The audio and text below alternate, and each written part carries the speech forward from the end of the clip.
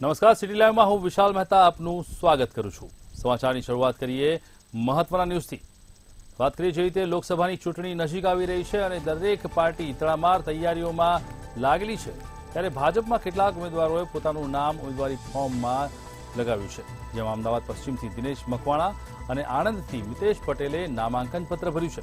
તેમણે સાબરકાંઠાથી શોભનાબેન બારૈયા અને વડોદરાથી ડોક્ટર હેમાંગ જોશીએ ઉમેદવારી પત્ર ભર્યું છે। તો સુરતની વાત કરીએ તો સુરતથી મુકેશ દલાલ અને મહેસાણાથી હરિ પટેલે નામાંકન પત્ર ભર્યું। વધુમાં જૂનાગઢથી રાજેશ ચુડાસમા, બનાસકાંઠાથી ડોક્ટર રેખાબેન ચૌધરી અને કચ્છથી વિનોદ ચાવડા, સાથે જ ખેડાથી ભાજપ ઉમેદવાર દેવુસિંહ ચૌહાણે ઉમેદવારી પત્ર નોંધાવી અને વિજય સરઘસ કાઢ્યું છે।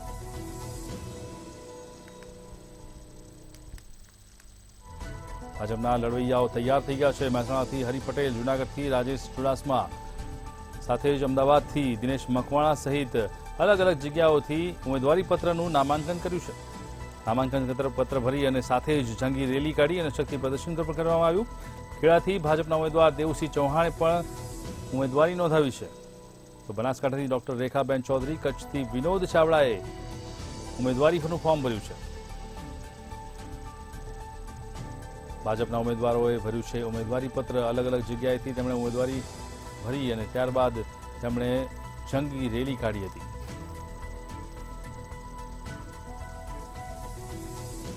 અમદાવાદ પશ્ચિમથી દિનેશ મકવાણાએ ફોર્મ ભર્યું છે।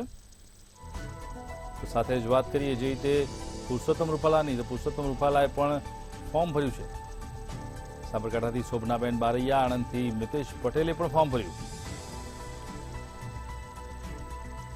જંગી રેલી કાઢી સાથે શક્તિ પ્રદર્શન યોજી અને આ દરેક જગ્યાએ ફોર્મ ભરવામાં આવે છે। વડોદરાથી ડોક્ટર હેમાંગ જોશી અને સુરતથી મુકેશ દલાલે ફોર્મ ભર્યું છે। મહેસાણાથી હરિ પટેલ, જૂનાગઢથી રાજેશ ચુડાસમાએ ફોર્મ ભર્યું છે।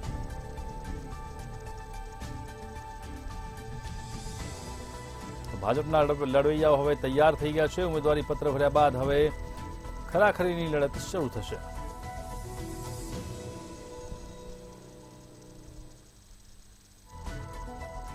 વડોદરાથી ડોક્ટર હેમાંગ, તો સાથે ભાજપના ઉમેદવારોએ ઉમેદવારી નોંધાવી છે।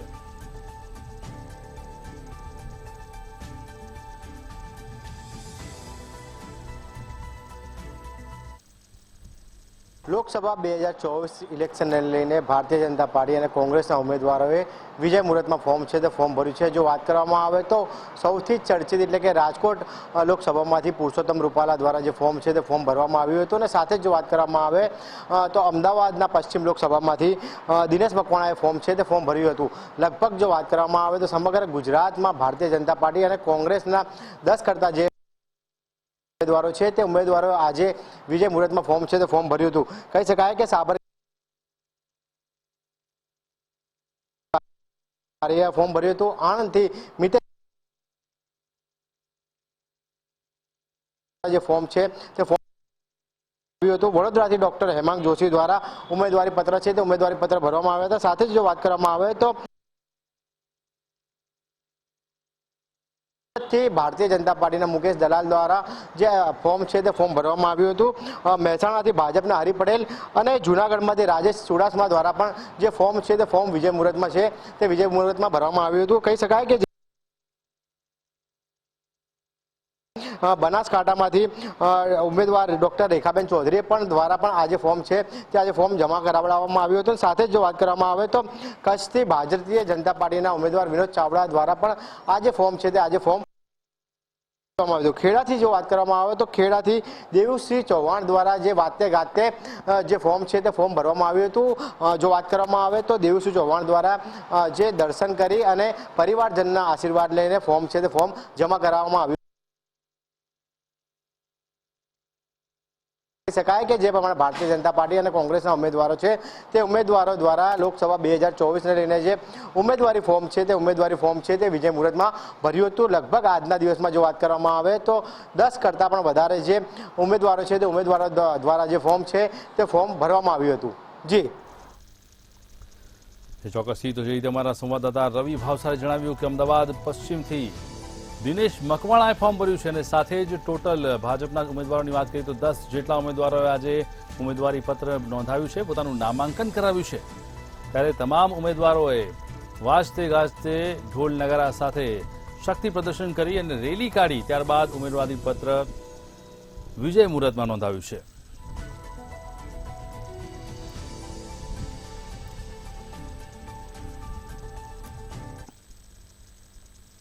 વાત કરીએ રાજકોટના ભાજપના ઉમેદવારની કે જે ચર્ચાનો વિષય ઘણા સમયથી બન્યા છે.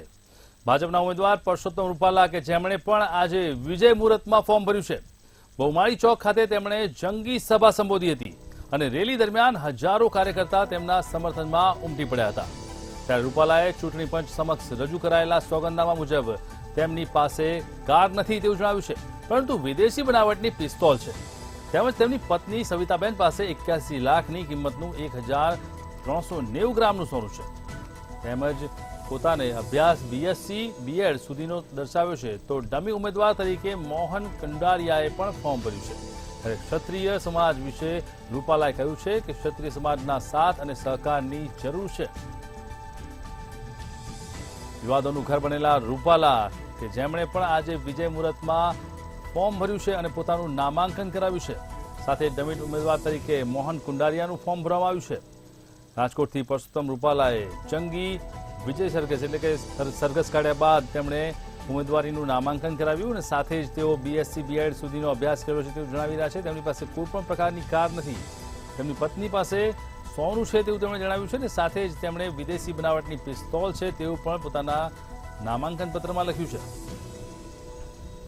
વિવાદોનું ઘર બનેલા પુરુષોત્તમ રૂપાલાએ આખરે ઉમેદવારી પત્ર ભરતા એક નવો વળાંક આવ્યો છે. ચૂંટણી પંચ સમક્ષ રજૂ કર્યું છે સોગંદનામું. વિજય મુહૂર્તમાં તેમણે નામાંકન પત્ર ભર્યું છે.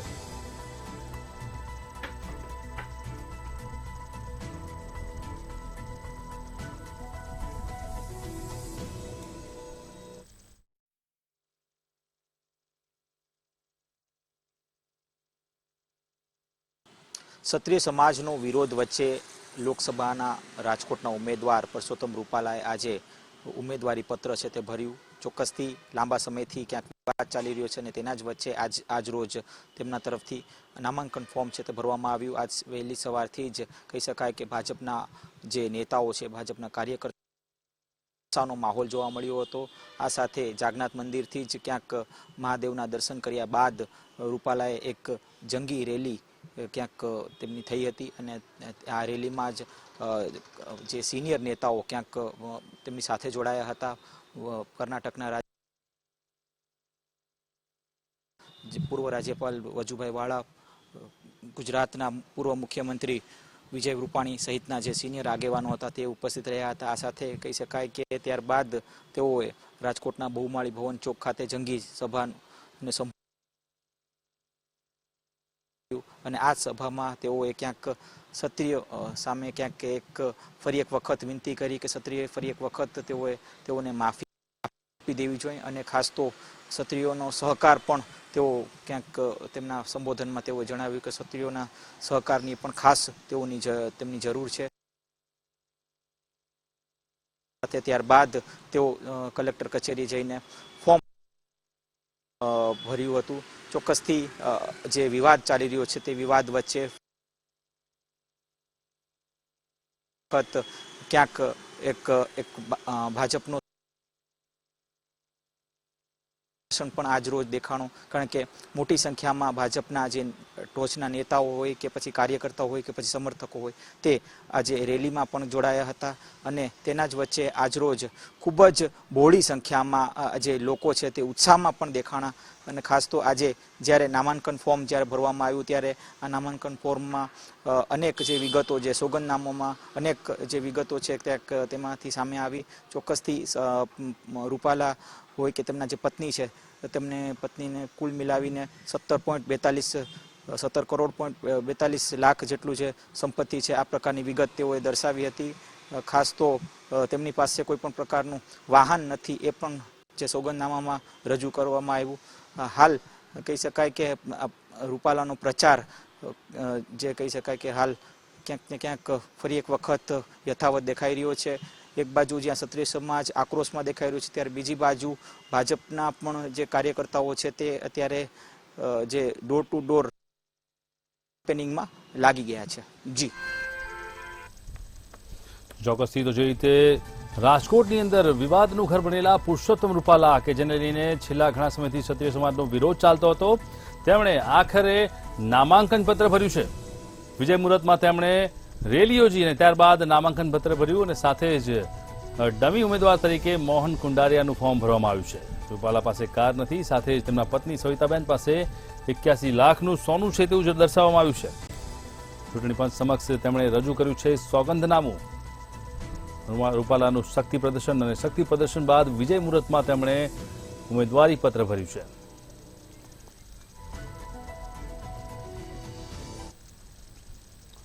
દેશની ટફેસ્ટ કહી શકાય તેવી પરીક્ષા યુપીએસસીનું પરિણામ આજે જાહેર થઈ ગયું છે.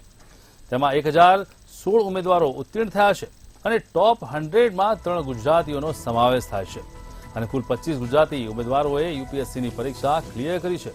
તો આ 25 ગુજરાતીઓમાં 5 યુવતીઓ છે અને ત્યારે આ યુપીએસસીમાં આદિત્ય શ્રીવાસ્તવે ટોપ કર્યું છે. તો આ પરીક્ષામાં આઈએએસ માટે કુલ 180, આઈપીએસ માટે 200 અને આઈએફએસ માટે 37 ઉમેદવારોની પસંદગી કરવામાં આવી છે. દેશની સૌથી ટફેસ્ટ પરીક્ષા યુપીએસસી પરીક્ષાનું પરિણામ આજે જાહેર થઈ ગયું છે, જેમાં યુપીએસસીની પરીક્ષામાં 1016 ઉમેદવારો ઉત્તીર્ણ થયા છે. યુપીએસસીની પરીક્ષામાં જે રીતે ટોપ 100માં 3 ગુજરાતીઓના નામ આવ્યા છે. તેમાં વાત કરવામાં આવે તો કુલ 25 ગુજરાતીઓએ પરીક્ષા ક્લિયર કરી છે, જેમાંથી ટોપ 100માં તેમના નામ આવ્યા છે. કુલ 25 ગુજરાતીઓએ પરીક્ષા ક્લિયર કર્યા બાદ હાલમાં આદિત્ય શ્રીવાસ્તવ છે તે ટોપ પર છે. યુપીએસસીની પરીક્ષામાં 1016 ઉમેદવારો ઉત્તીર્ણ થયા, ત્યારે યુપીએસસીની પરીક્ષાની અંદર ત્યારે હાલમાં ગુજરાતીઓએ 25 જે વિદ્યાર્થીઓ છે તેમના નામ યાદીમાં જોડાયા છે. ટોપ 100માં 3 ગુજરાતીઓ સામેલ થયા છે, જેમાં આદિત્ય શ્રીવાસ્તવ યુપીએસસીમાં મોખરે છે.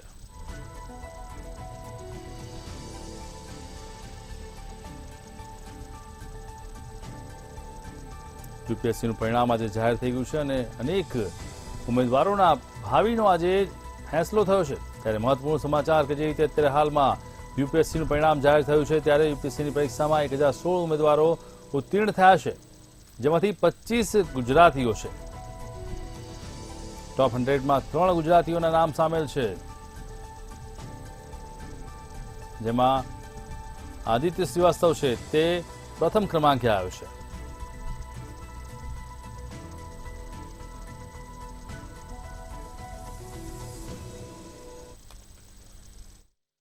જે ચોક્કસ વાત કરવામાં આવે કે જે રીતે સિવિલ સર્વિસીસનો જે જાહેર પરિણામ જે જાહેર થયા છે, જેમાંથી વાત કરવામાં આવે તો ખાસ તौरથી ગુજરાતનો જે રિઝલ્ટ છે તેમાંથી ખૂબ જ મોટી સંખ્યામાં જે ઉમેદવારો છે તે પાસ થયા છે, જેમાંથી ગુજરાતની જ્યારે વાત કરવામાં આવે તો ટોપ 100માંથી 25 એવા વિદ્યાર્થીઓ છે કે જેમણે જે છે ગુજરાતનું નામ રોશન કર્યો છે. ગુજરાતને એક નવી દિશાના સાથે કહી શકાય કે જે સિવિલ સર્વિસીસના સૌથી ઓછા જ્યારે ઉમેદવારો સામે આવતા હોય છે, ત્યારે આ વર્ષે 2024નું જ્યારે પરિણામ જાહેર થયું છે તેમાંથી ટોપ 100માંથી 25 જે વિદ્યાર્થી છે તે પાસ થયા છે. કહી શકાય કે 2024માં જે રિઝલ્ટ આવ્યો છે ખૂબ જ રસપ્રદ રહ્યો છે, કારણ કે જે રીતે 2023 સપ્ટેમ્બરના મહિનામાં લિખિત પરીક્ષાઓ યોજાઈ હતી ને ત્યારબાદ જે લિખિત પરીક્ષા પછી ઇન્ટરવ્યુ જનવરીના મહિના 2024માં યોજાયો હતો, તે દરમિયાન 1016 જેટલા વિદ્યાર્થીઓ પાસ થયા હતા અને ત્યારબાદ તે વિદ્યાર્થીઓના પાસ થયા પછી જે પરિણામ છે તે આજે જાહેર કરવામાં આવ્યું હતું. અને સાથે કહી શકાય કે જે રીતે આજે ગુજરાતની વાત કરવામાં આવતી હતી ને ત્યારે ગુજરાતની 5 મહિલા પણ એવી સામેલ છે કે જે યુપીએસસીના ટોપ કર્યા છે, જેમાંથી ખાસ કરીને મહત્વની બાબત એ છે કે 180 જેટલા જે છે આઈએએસ અધિકારી અને 200 જેટલા આઈપીએસ અધિકારી અને 73 જેટલા આઈએફ અધિકારી કે જે છે તે નિયુક્ત કરવામાં આવે છે. સાથે કહી શકાય કે જે રીતે જુદા જુદા ક્ષેત્રના લોકો પણ યુપીએસસીના જે પેપર છે તે ક્લિયર કર્યા છે. સાથે ખાસ મહત્વની બાબત એ છે કે અમદાવાદની એક કંચનબેન છે તે ખૂબ જ મધ્યમ વર્ગના પરિવારમાંથી આવે છે, તેમને પણ યુપીએસસી પાસ કરી છે. કહી શકાય કે આ વખતે ગુજરાત માટે યુપીએસસીનો રિઝલ્ટ ખૂબ જ અને વિદ્યાર્થીઓ માટે ખૂબ જ રસપ્રદ રહ્યો છે અને ખાસ તौर पे એક ખુશીની લહેર પણ છે, કારણ કે જે રીતે આ વખતે ખૂબ જ મોટી સંખ્યામાં ઉમેદવારો પાસ થયા છે, આઈએએસ આઈપીએસ બનશે, તેમના પરિવારો ખુદ જે છે તે એક ખુશી લાગણી અને જોવા મળી રહી છે. યુપીએસસીનું પરિણામ જાહેર થઈ ગયું છે ત્યારે કુલ 25 ગુજરાતીઓએ પરીક્ષા ક્લિયર કરી છે, જેમાં અત્યારે હાલમાં 3 ગુજરાતીઓના નામ ટોપ 100માં જોવા મળી રહ્યા છે, જેમાં આદિત્ય શ્રીવાસ્તવ છે તે યુપીએસસીમાં ટોપ પર છે। યુપીએસસીની અંદર અત્યારે હાલમાં 1016 ઉમેદવારોએ પરીક્ષા ઉત્તીર્ણ કરી છે।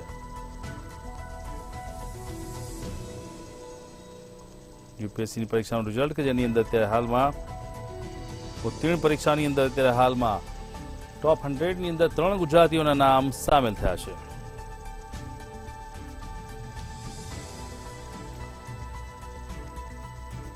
ભારતની સૌથી ટફેસ્ટ પરીક્ષા યુપીએસસી કે જેનું પરિણામ આજે જાહેર થઈ ગયું છે અને તેને લઈને જ તમામ ઉમેદવારોની આતુરતાનો અંત આવ્યો છે। યુપીએસસી પરિણામને લઈને યુપીએસસીની પરીક્ષામાં 1016 ઉમેદવારોએ બાજી મારી છે અને તેઓ ઉત્તીર્ણ થયા છે।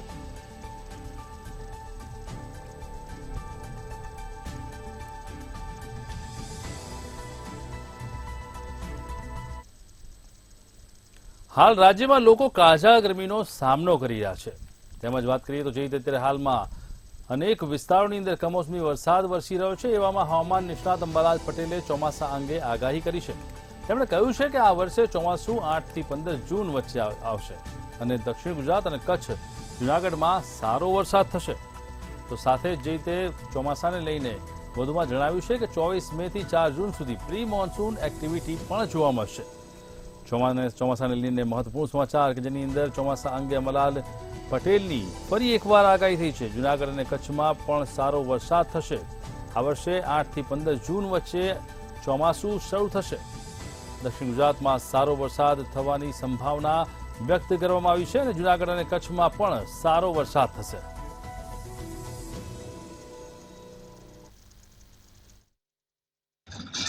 ગુજરાતમાં આ વખતે સમયસર ચોમાસું બેસે આગાહી અંબાલાલ પટેલ દ્વારા વ્યક્ત કરવામાં આવી છે। હવામાન નિષ્ણાત અંબાલાલ પટેલે આગાહી કરી છે કે ગુજરાતમાં 8 થી 15 જૂન વચ્ચે ચોમાસાનું આગમન થશે। એટલું જ નહીં, દક્ષિણ ગુજરાતના ભાગોમાં સારો વરસાદ થવાનો વર્તાળો પણ અંબાલાલ પટેલ દ્વારા વ્યક્ત કરવામાં આવ્યું છે। તો બીજી તરફ જૂનાગઢ કચ્છમાં પણ સારો વરસાદ રહેશે તેવી આગાહી કરવામાં આવી છે। આપણે ખાસ જણાવી દઈએ કે 24મી થી 4 જૂન વચ્ચે પ્રી મોન્સૂન એક્ટિવિટી જોવા મળશે, જેના કારણે ગુજરાતની અંદર 8 થી 15 જૂન વચ્ચે વરસાદ વરસશે અને ચોમાસાનું આગમન થશે।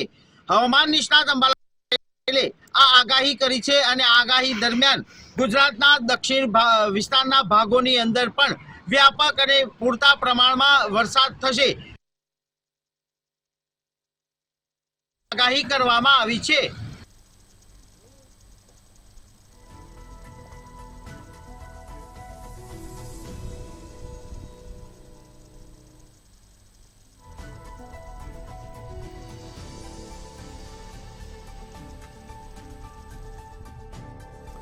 ચોમાસાને લઈને અંબાલાલ પટેલની મહત્વપૂર્ણ આગાહી કે ચોમાસું આ વખતે 8 થી 15 જૂનની વચ્ચે શરૂ થવાનું છે, જેમાં ચોમાસાની અંદર અત્યારે હાલમાં દક્ષિણ ગુજરાતની અંદર સારો વરસાદ થાય તેવી શક્યતાઓ વર્તાવવામાં આવી છે। સાથે જ જૂનાગઢ અને કચ્છમાં પણ સારો વરસાદ થશે।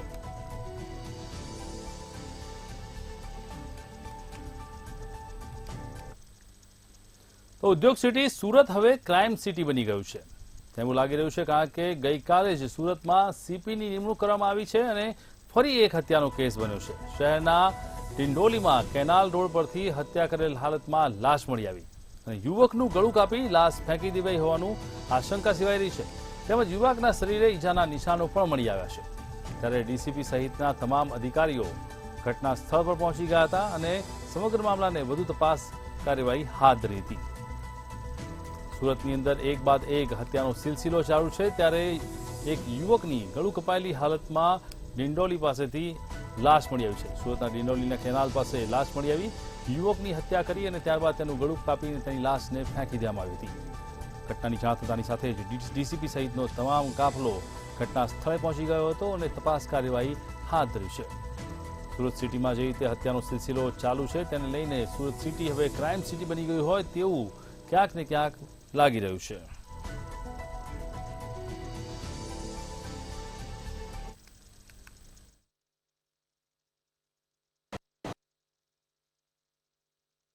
આ સમગ્ર ઘટના જે છે તે સુરતના ચલથાણ કેનાલ રોડ જે છે ત્યાંની છે, એટલે કે ડિંડોલી પોલીસ મથક હદ વિસ્તારની આ સમગ્ર ઘટના છે કે જ્યાં એક યુવાન જે છે તેમની લાશ જે છે તે રહસ્યમય સંજોગોમાં મળી આવી છે. કારણ કે કહી શકાય કે આ લાશ જે છે તેને જોતા શંકા ઉપજી આવે છે, કારણ કે આ હત્યા જેવો આખો બનાવ જે છે તે સામે આવ્યો છે. કારણ કે જે મૃતક છે જેમની લાશ મળી આવી છે તેમના શરીર પર ગંભીર ઇજાના નિશાનો જોવા મળી રહ્યા છે અને તેના જ કારણે આ યુવાન કે જેમની લાશ મળી છે તેમનું મોત થયું હોવાની ક્યાંક ને ક્યાંક આશંકાઓ જે છે તે સેવવામાં આવી રહી છે.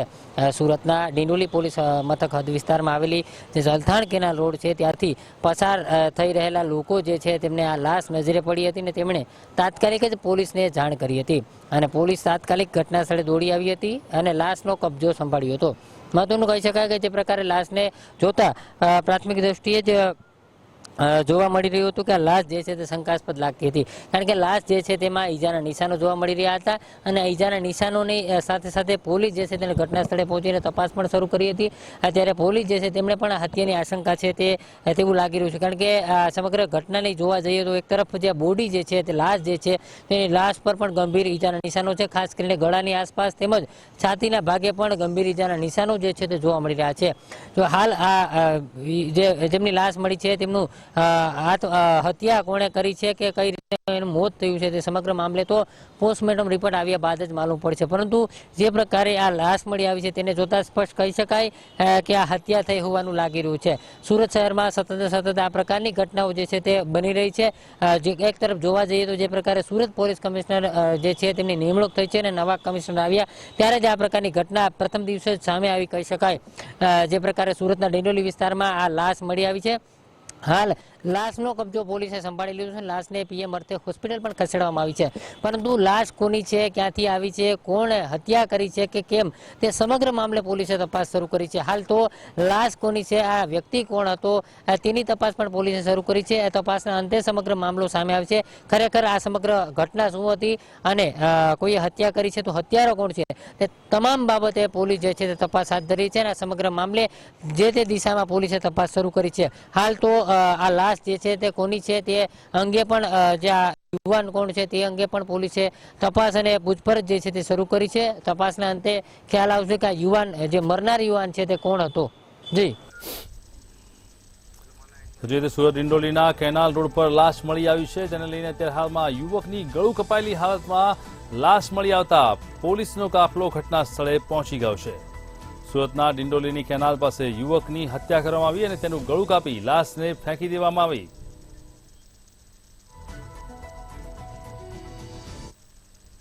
તો સિટી લાઈવમાં અત્યારે બસ આટલું જ. મહત્વના સમાચાર માટે જોતા રહો મંતવ્ય ન્યૂઝ. નમસ્કાર.